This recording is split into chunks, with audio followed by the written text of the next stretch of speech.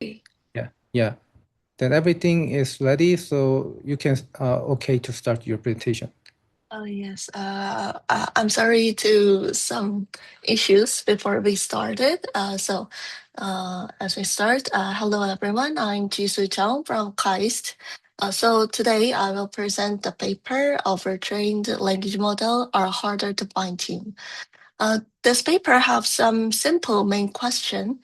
Does the more training always produce a better uh, final model? So we all know as the common rule in language modeling is training more data is always better. So more pre-training tokens usually reduce the loss, and this improves the base models. So we expect fine-tuning to work better as well. But in modern LLM development, the pre-training model is not usually the final product. After pre-training, the model goes through the post-training. This can include instruction tuning, alignment, or multi-model tuning, or the task-specific fine-tuning. So therefore, the key question has changes. In the past, we mainly ask how good is the pre-training model. Now we also need to ask it is still good after fine-tuning. A model can be very strong before modification, but after post-training, some of previous capability may be damaged. So the quality of the base checkpoint is not enough. So the what matter in practice is the final model, not the base model. So this slide shows the main question visually. Suppose we have two different pre-trained model. So the first one was trained on 5 trillion tokens, and second one was trained on 1 trillion tokens. Before fine-tuning, the first one may be better performance, but after the fine-tuning, it is not always better. The stronger base checkpoint does not guarantee a stronger final model. So large language models are trained on larger and larger token budget. The usual assumption is better pre-training leads to better downstream performance. But this paper challenges this assumption. It shows that extended pre-training can make model harder to fine-tuning. So to prove this, the author used the models with intermediate checkpoints. They use ORMO 1 billion and ORMO 2 7 billion and AMBER 7 billion. Each checkpoint has a different pre-training token budget, and they apply instruction tuning and multimodal tuning to each checkpoint. Then they compare the final performance. Authors evaluate both in distribution and out of distribution performance. In distribution measures adaptation to the new task, and out of distribution measures retention of previous capability. For instruction tuning, just text instructs.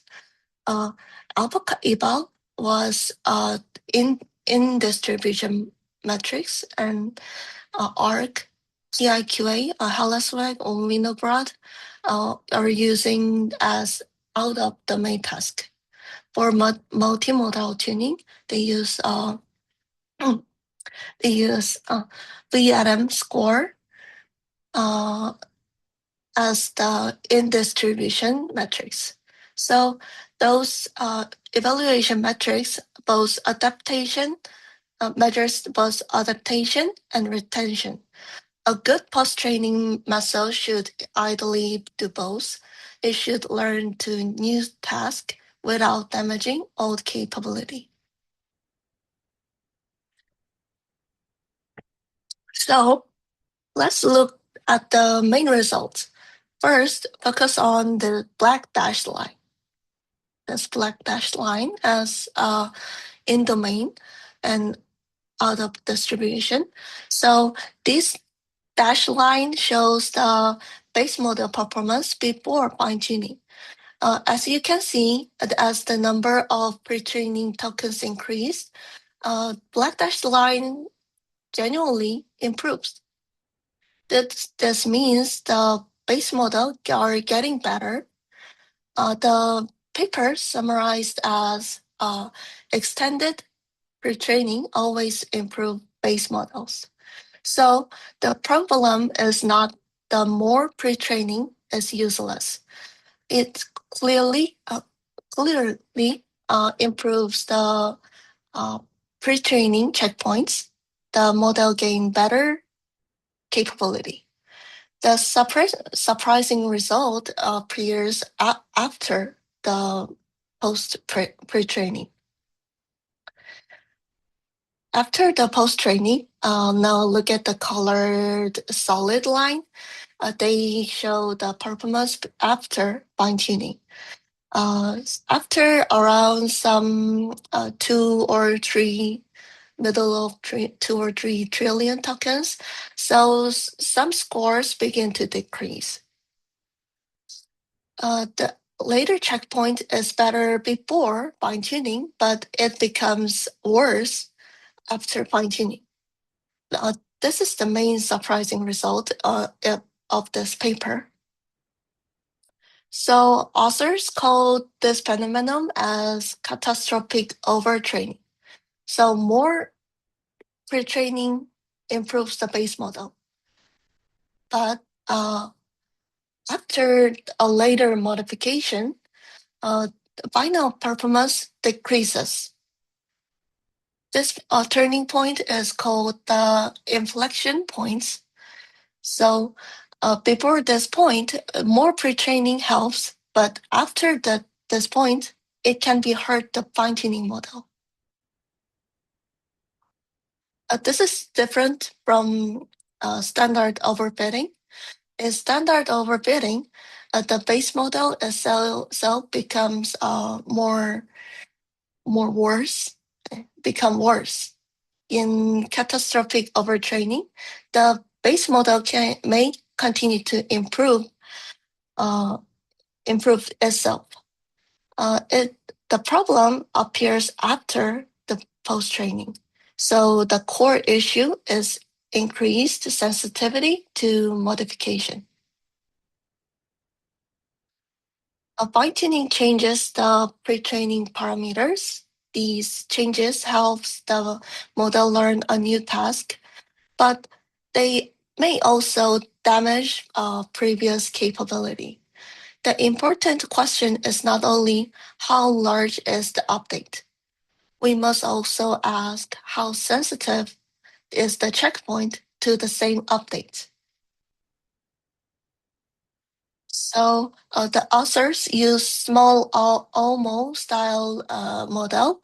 They pre-trained themselves C4 with different token budget.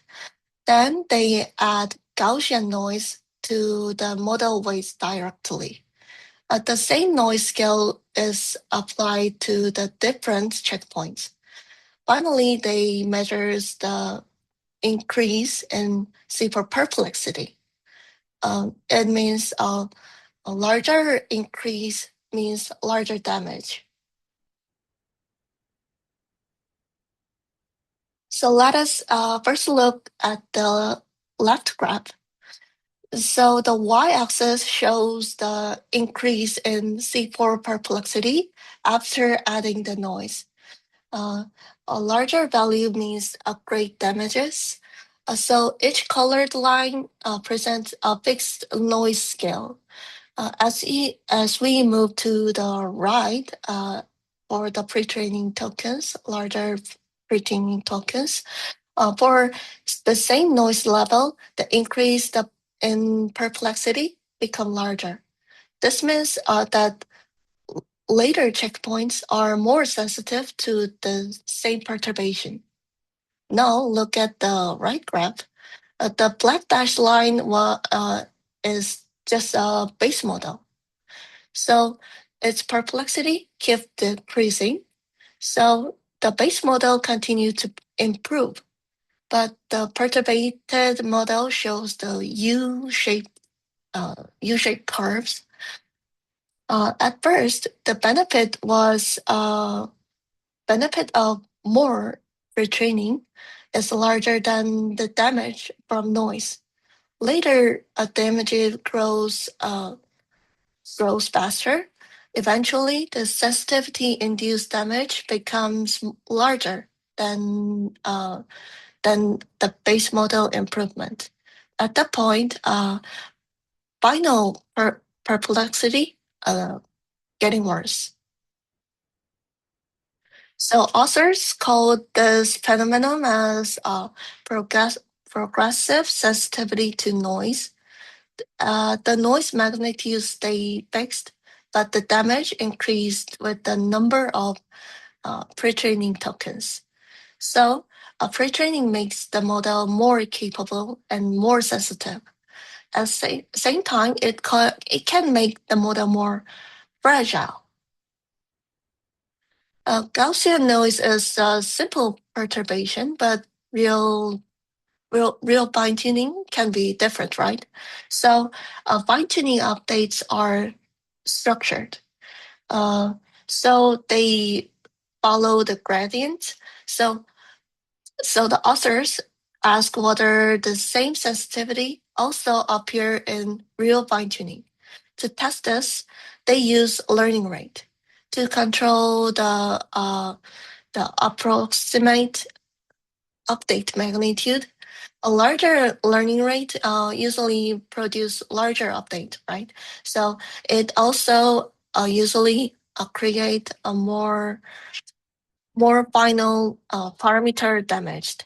So learning rate works as a practical proxy for the modification size.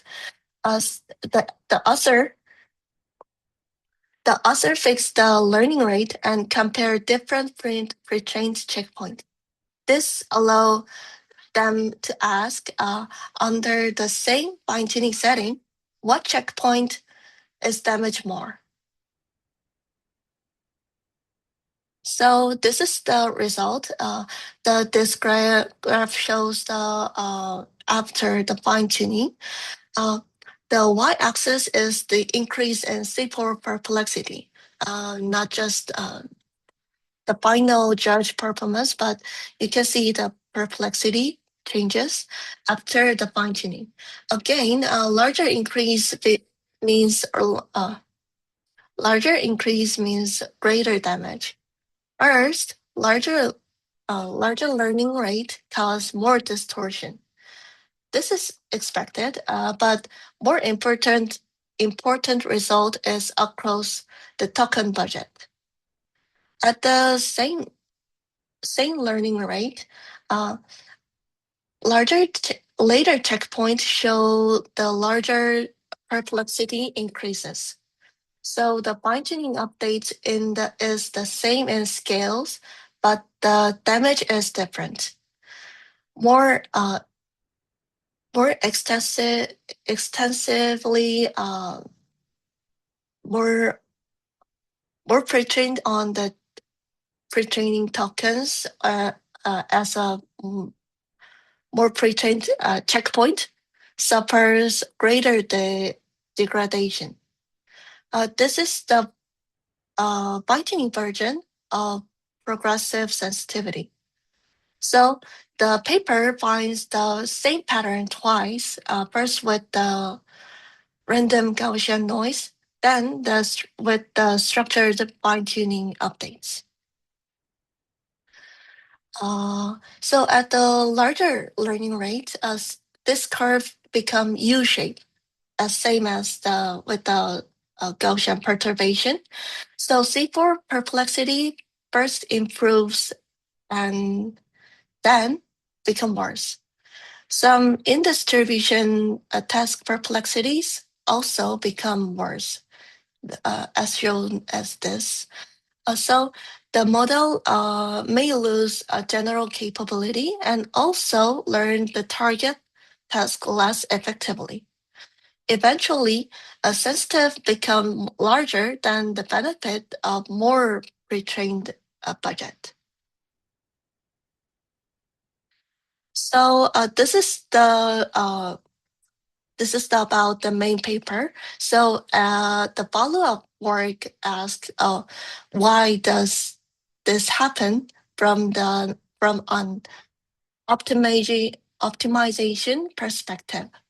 So the target paper of my presentation, Springer and their colleagues identified the phenomenon about the catastrophic overtraining, and this work studied the mechanism. They focus on learning rate, sharpness, and the forgetting. So in simple terms, the explanation as follows. Longer pre-training usually involves learning rate decay. This can produce a sharper checkpoint. This sharper checkpoint is more sensitive to parameter change. As the result, the same supervised fine-tuning learning rates cause larger feature drift. So this leads to greater forgetting. So catastrophic overtraining depends on both checkpoint sharpness and the supervised fine-tuning learning rate.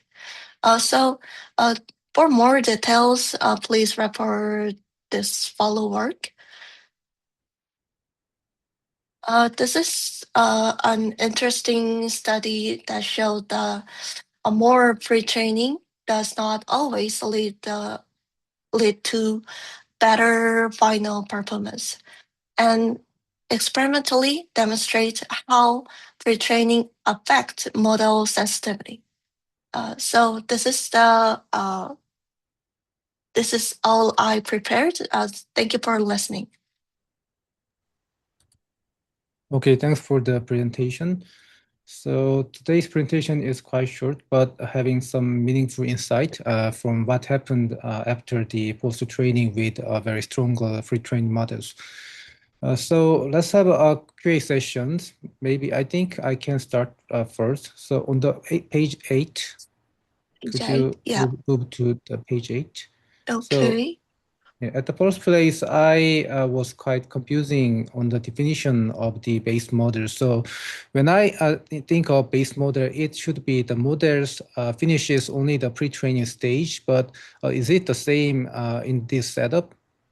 Yes, right. So only the pre-training without any instruction tuning for the models. Yeah. So this is the base model was just the checkpoint, pre-training checkpoint. And I actually have some same question to the paper, but the author described as the base model defined as the pre-training only model. I see. Yeah. Then maybe I missed the point, but I want to ask the question. So the overtraining becomes quite common in this era because most of the backbones utilize more than 1 trillion tokens in their pre-training stage. So when we do some research, the post-training is necessary for any regions. Then if we can see the damaged performance, then how could we do our research better? So is there any approaches to mitigate the damaged performance over the very stronger pre-trained models to support our research? So actually, there is not the straight answers. So just these authors are also just just make some opinion like we have to optimize model more better and more precious. Just maybe we have to optimize at the really different way with with small learning rate, as the following work shows. Also describe about the learning rate decay is uh, more damaged. So I think the main message for our work is just find the best optimized learning rate. So yeah, and do some very much tries to find the better hyperparameters. So, yeah, that's all. Yeah, maybe. Yeah, I see. So the parameter tuning could be one solution to mitigate the damaged performance. Yeah. Right. Yeah. Then, and also, what is cause of such kind of performance damage after the post-training? Is it because many people include the post-training data even in the pre-training corpus, or is there other reasons? Actually, in this paper, they just describe that it, about the phenomenon. Only the phenomenon, and they don't actually know describe about why this phenomenon happens. But I think your opinion is right, and maybe in this LLM era, we have really huge pre-training on the huge parameters. So model becomes more fragile and sensitive. Yeah. And also, I want to, it is quite curious if the authors did study even beyond the SFT, because we have other alternative optimization methodologies such as DPO or GRPO, things like that. Of course, those are the things corresponding to the RLHF stage. So does this trend be similar with the RLHF stages as well? Or did the author happen to mention about any insight over the things I mentioned? The author's not mentioned about the other training method. I think this is the huge paper about the 71 pages. So I just read about the main body. So maybe they can analysis about the different training method, but I cannot find about that. And authors didn't describe about the main body about Yeah, that. I see. But I see. I think it could be just have some same phenomenon with a DPO or other training method, because they use usually loss-based methods. So maybe they have some same issue with the supervised fine-tuning. Yeah, gotcha. Yeah. Thanks for your insight sharing. Yeah, so let's move on to other question from the audience.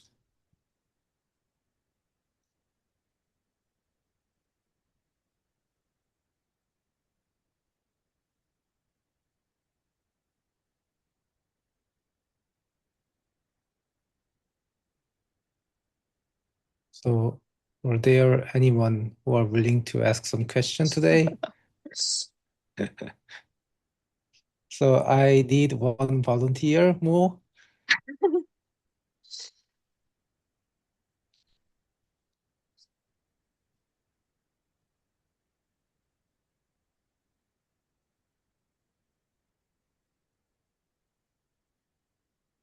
Yeah, all right. So I don't think there will be audience to ask some questions. So Okay. yeah, today's reading group is quite short, but that's okay. So if there are no more questions, I'd like to wrap up today's reading group here. Okay. And thanks for sharing the paper today. And Thank you. great day, and see you next reading group. See you in next reading group. Bye.